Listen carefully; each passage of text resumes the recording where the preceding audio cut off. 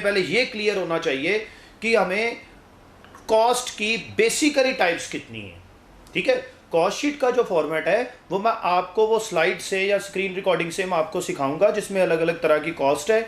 और पहले direct material cost है, फिर डायरेक्ट लेबर है, फिर डायरेक्ट एक्सपेंसेस हैं, फिर प्राइम कॉस्ट है। ठीक है, वो हम समझेंगे आराम से। पर उससे पहले हमारा एक ना बेसिक थोड़ा सा कॉन्सेप्ट क्लियर होना चाहिए कि कॉस्ट की बेसिक लेवल पे टाइप्स कितनी है।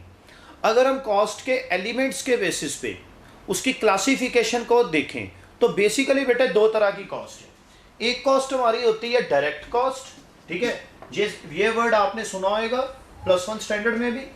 और एक हमारी होती है इनडायरेक्ट कॉस्ट। ठीक है, there are two types of cost, direct cost and indirect cost. Indirect cost कौन सी होती है? और पहले डायरेक्ट कॉस्ट मैं आपको समझाऊं, डायरेक्ट समझाऊंगा, जो डायरेक्ट नहीं होएंगी वो इनडायरेक्ट होएंगी। ठीक है ना, जो डायरेक्ट नहीं है वो इनडायरेक्ट है। अब मेरे को डायरेक्ट समझाना है, और डायरेक्ट आपको बेटे 11th स्टैंडर्ड से मेरे हिसाब से आपके फैकल्टीज़ को, टीचर्स को क्लियर कर देना चाहिए। पर वो कौन सी कॉस्ट होती है, पर कुछ जगह पे ये क्लैरिटी नहीं होती बच्चों को ट्रेडिंग अकाउंट बनाना आता है बट बच्चों को डायरेक्ट कॉस्ट के बारे में इंफॉर्मेशन ही नहीं है। ट्रेडिंग अकाउंट जब आप बच्चे को समझाते हो, अब बच्चे को कुछ ना समझाओ, सिर्फ इतनी बात समझा दो कि बेटे ट्रेडिंग अकाउंट में डायरेक्ट नेचर एक्सपेंसेस और डायरेक्ट नेचर इनकम्स आनी है, बात खत्म। अब सारी गेम किसके ऊपर टिक गई, किस कॉन्सेप्ट के ऊपर टिक गई? डायरेक्ट कॉस्ट क्या है, डायरेक्ट एक्सपेंसेस क्या है, डायरेक्ट इनकम्स क्या है। डायरेक्ट एक्सपेंसेस या direct cost are those cost which are directly related with production. हर वो एक खर्चा जिसके बगैर आपकी प्रोडक्शन पॉसिबल नहीं है। Direct cost are those cost which are directly related with production. आपने अपने फैक्ट्री के अंदर ना एक फैक्ट्री को दिमाग में रख लेना है, और आपने ये देखना होता है कि कौन कौन से ऐसे एक्सपेंसेस हैं जिसके बगैर मैं अपने रॉ मटेरियल को फिनिश में कन्वर्ट नहीं कर सकता, मैं अपने कच्चे माल को तैयार में कन्वर्ट नहीं कर सकता, और मेरी प्रोडक्शन के लिए ये खर्चा करना ज़रूरी है। तो जितने भी आप वो खर्चे करोगे वो आपके डायरेक्ट है, और जितने भी डायरेक्ट एक्सपेंसेस हैं वो +1 के ट्रेडिंग अकाउंट में जाते हैं, फाइनल अकाउंट्स के ट्रेडिंग अकाउंट में जाते हैं। वो क्लियर हो रही? +1 में फाइनल अकाउंट्स है, और फाइनल अकाउंट्स पे जब हम ट्रेडिंग अकाउंट बनाते हैं तो इतनी बात बच्चे को समझानी होती है, बात खत्म। उसमें आपका परचेजेस भी आ गया, क्यों बताओ, आपको जब रॉ मटेरियल को परचेज नहीं करोगे how is it possible to produce the goods? तो वो डायरेक्ट मटेरियल भी आ गया, ठीक है ना। तो परचेजेस से आपका क्या कवर्ड हो गया? Direct material. क्लियर हो रही जी? उसके बाद आपको याद होएगा आप ट्रेडिंग अकाउंट की डेबिट साइड पे वेजेस डालते थे। क्या आप बताओ, वर्कर को, कारीगर को वेजेस देने के अलावा आप गुड्स को प्रोड्यूस कर सकते हो?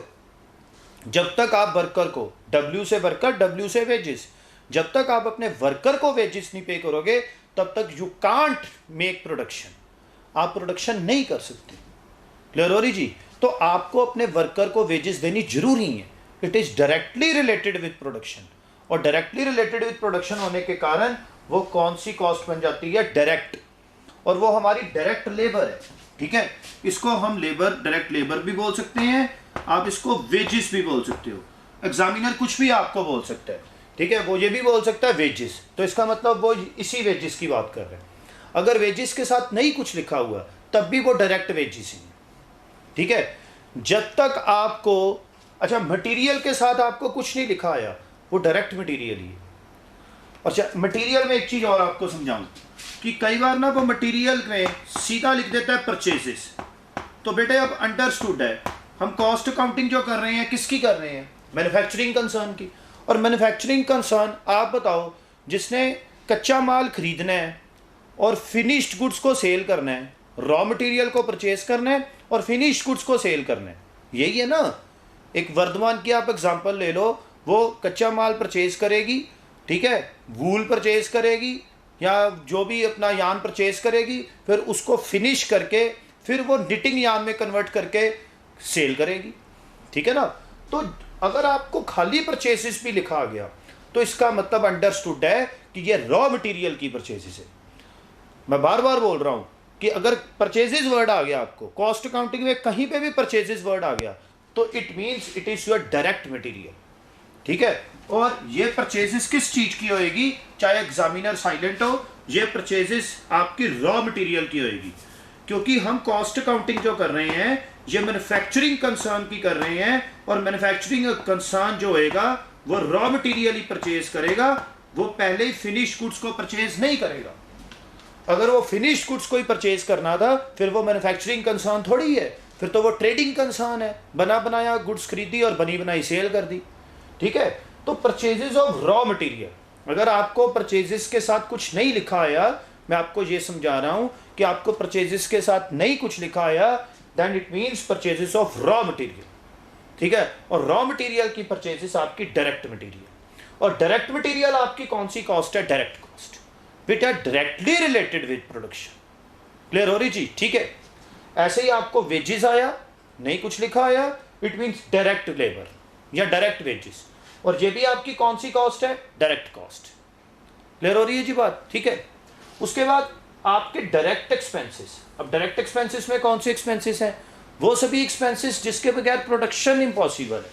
ठीक है, उसमें कौन कौन से आते हैं? फॉर एग्जांपल, आपने किसी से जगह रॉयल्टी पे ली हुई है, ठीक है, और मेरे को कोल माइंस, मान लो मेरे पास एक जगह है, ठीक है, मैंने आपसे रॉयल्टी पे ली हुई है और उससे मैंने कोल माइंस की एक्सट्रैक्शन करनी है, तो आपको उसके बदले में क्या देनी पड़ेगी? मेरे को आपको देनी पड़ेगी ना, रॉयल्टी पे करनी पड़ेगी, क्योंकि उसके ऊपर आपके रॉयल राइट्स हैं, शाही राइट्स हैं, और शाही राइट्स पे मेरे को क्या देनी पड़ती है? फिर रॉयल्टी। तो जब तक मैं ये रॉयल्टी नहीं पे करूंगा तब तक आप मेरे को प्रोडक्शन कोल की एक्सट्रैक्शन करने के लिए परमिशन नहीं दोगे। तो वो जो रॉयल्टी होगी it is a direct expense. ठीक है, वो जो रॉयल्टी है that is a royalty on production, वो हमारा डायरेक्ट एक्सपेंस है। ठीक है, आपने फॉर एग्जांपल कि कुछ आपने प्रोडक्शन बाहर से करवाई, जैसे कई बार क्या होता है कि मैन्युफैक्चरिंग कंसर्न में सब कुछ आप खुद नहीं प्रोड्यूस करते, ठीक है, कुछ आप आउटसोर्स पे करते हो। फॉर एग्जांपल, अब सैमसंग वाले हैं, ठीक है, या मोबाइल फोन्स कंपनी, किसी आप मोबाइल फ़ोन की कंपनी की एग्जांपल ले लो, हो सकता है वो मोबाइल फ़ोन सारा खुद रेडी करते हो और बैटरी वो आउटसोर्स कर रहे हो, मतलब बैटरी किसी दूसरी कंपनी से बनवा के, ठीक है, तो उसके ऊपर अपना सैमसंग का वो ट्रेडमार्क लगवा लेते हैं, तो वो बैटरी को अपने मोबाइल फ़ोन्स में यूज़ करके फिर मोबाइल फ़ोन को मार्केट में सेल कर देते हैं। तो ज़रूरी नहीं होता कि आप हर एक चीज़ मैन्युफैक्चरिंग करो, कुछ चीज़ें आप आउटसोर्स भी कर देते हो, बाहर से अपना ब्रांड लगवा के, अपना ट्रेडमार्क लगवा के आप बनवा लेते हो। ठीक है, तो वो जो आपने एक्सपेंसेस किए हैं वो आपका कौन सा एक्सपेंस होएगा? डायरेक्ट एक्सपेंस होएगा, और इसको हम कौन सा एक्सपेंस बोलते हैं? Job processing charges. ठीक है, ये मैं आपको प्रॉपर उसके फॉर्मेट में भी रीड करवाऊंगा, जो कॉस्ट शीट का फॉर्मेट होएगा। It is a job processing charges, ठीक है, एटसेट्रा। तो जितने भी इस नेचर के डायरेक्ट एक्सपेंसेस हैं, ठीक है, वो सभी आपके इस कैटेगरी में आएंगे। ठीक है, तो जब बेटे आपकी डायरेक्ट कॉस्ट, अब इसका मतलब आपको ये समझ लग गई, direct cost includes direct material, direct labour and direct expenses. ठीक है, जब आप ये तीनों एक्सपेंसेस को प्लस करोगे, जब आप तीनों एक्सपेंसेस को प्लस करोगे तो उसकी प्रोनाउंसिएशन क्या होती है? Direct cost. और डायरेक्ट कॉस्ट की प्रोनाउंसिएशन हमारी कॉस्ट अकाउंटिंग में क्या होने वाली है? Prime cost. मैं दोबारा बोल रहा हूं, direct material plus direct labour plus direct expenses, इन तीनों को प्लस करके हमारी कौन सी कॉस्ट होती है? Direct cost. और डायरेक्ट कॉस्ट को हम अपनी कॉस्ट अकाउंटिंग में क्या प्रोनाउंसिएशन करते हैं? Prime cost. इसका मतलब ये हो गया direct cost equivalent to prime cost. Prime word अब क्यों यूज किया गया?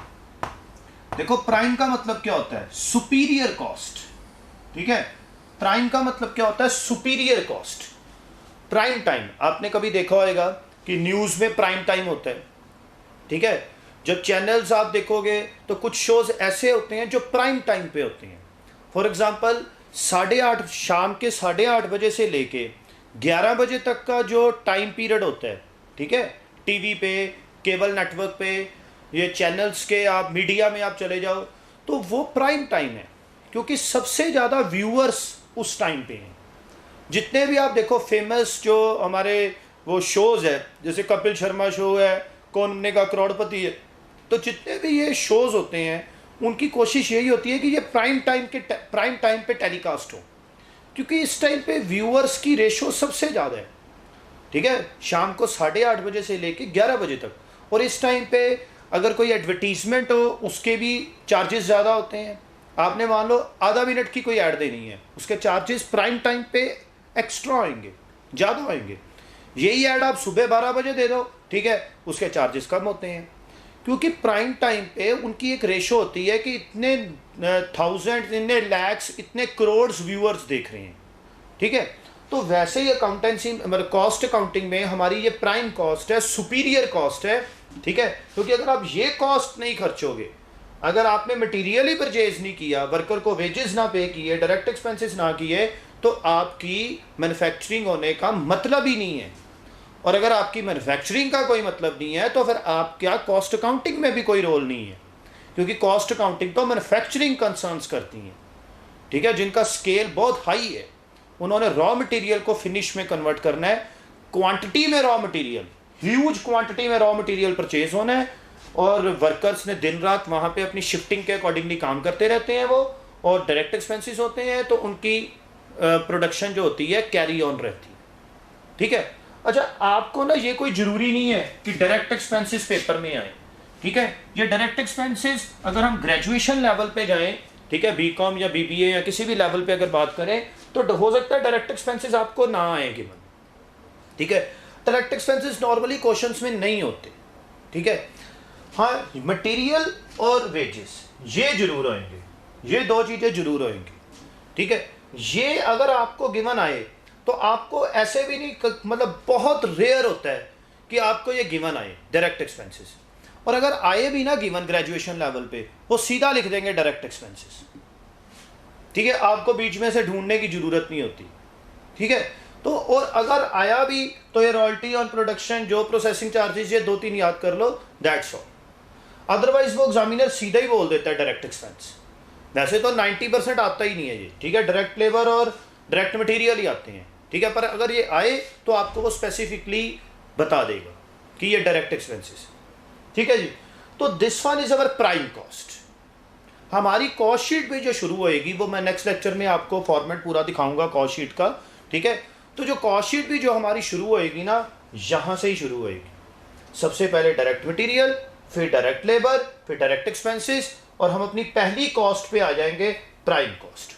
मैंने आपको समझाया था ना, कॉस्ट की टाइप्स हैं, कॉस्ट की बाइफर्केशंस हैं, अलग अलग तरह की कॉस्ट है, और मेरे को अलग अलग तरह की कॉस्ट कैलकुलेट करनी आपको सिखानी है, बस यही कॉस्ट शीट है, ठीक है। तो ये वाली पहली कॉस्ट है प्राइम कॉस्ट। आपको जैसे कॉस्ट शीट आई, आपने प्राइम कॉस्ट को एक्यूरेट कैलकुलेट कर दिया, तो आपके 15 में से 3 मार्क्स आ गए हैं,